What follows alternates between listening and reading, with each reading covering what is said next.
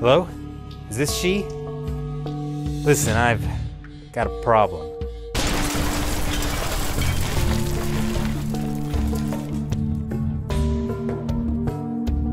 Hi, and welcome to China Uncensored. I'm your host, Chris Chappell. Methamphetamine, also known as crystal meth, glass, ice, and many other street names that I know nothing about. At one time, it was easy to make meth out of ingredients that you could find at the drugstore. Or at least that's what I've heard, having no experience with it myself whatsoever. China has a growing problem with meth, both in the crystal and pill form.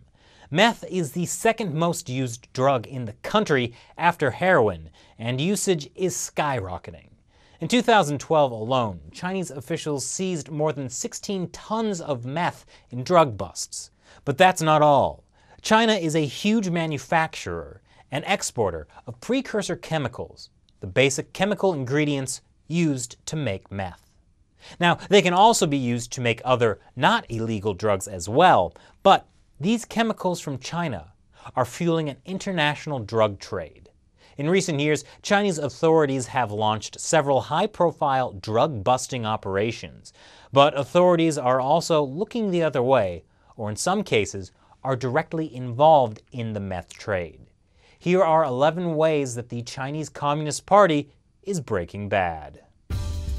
80% of the meth in the US is produced by Mexican drug cartels that are getting the basic ingredients from Chinese gangs known as triads. According to Carrie Patton, an expert on terrorism and intelligence, the Chinese Communist Party tries to maintain influence over these groups, which get their blessings from certain elements in the Chinese government. In 2011, the Mexican Navy seized shipments of almost 100 tons of basic meth ingredients. The shipments were coming from Shanghai.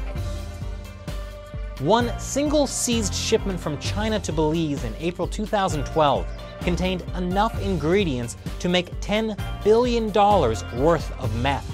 That shipment was meant for a Mexican drug cartel. In 2004, the United States began regulating the chemicals used to make meth, and there was a big drop in the number of meth labs in the United States.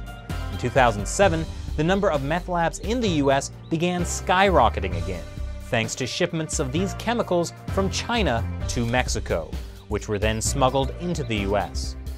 Between 2006 and 2012, Mexican drug wars fed by these Chinese shipments have claimed more than 60,000 lives, according to Human Rights Watch. Meth precursor shipments are the #1 issue Mexican officials have raised with the Chinese government. But the Chinese government is not listening.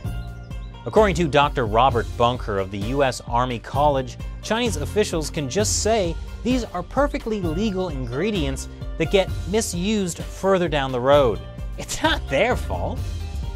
One reason that Chinese officials won't take responsibility. Selling these precursor chemicals to Mexican drug cartels is highly profitable.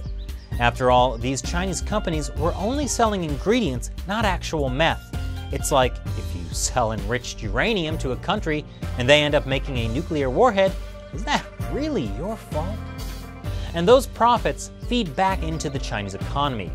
In 2008, local governments in Guangdong province were encouraging farmers to grow ma huang, promising these farmers a more than 64% return in profit. Ma huang, also known as Ephedra sinica, is a common herb in Chinese medicine. It's also a natural source of ephedrine, one of the precursor chemicals used to make meth. Chinese authorities now impose stricter rules about growing ma huang, and police have staged major drug raids of meth. But the precursor chemicals that can be sold to other countries are being left untouched.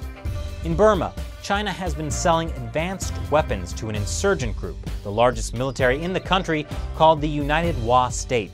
They gained control of a piece of land in the northeastern Shan state in the 90s, and according to Voice of America, turned it into one of Asia's largest methamphetamine production bases, and are considered the region's largest drug-dealing organization. Incidentally, most of the precursor chemicals for meth in Burma come from India and, you guessed it, China.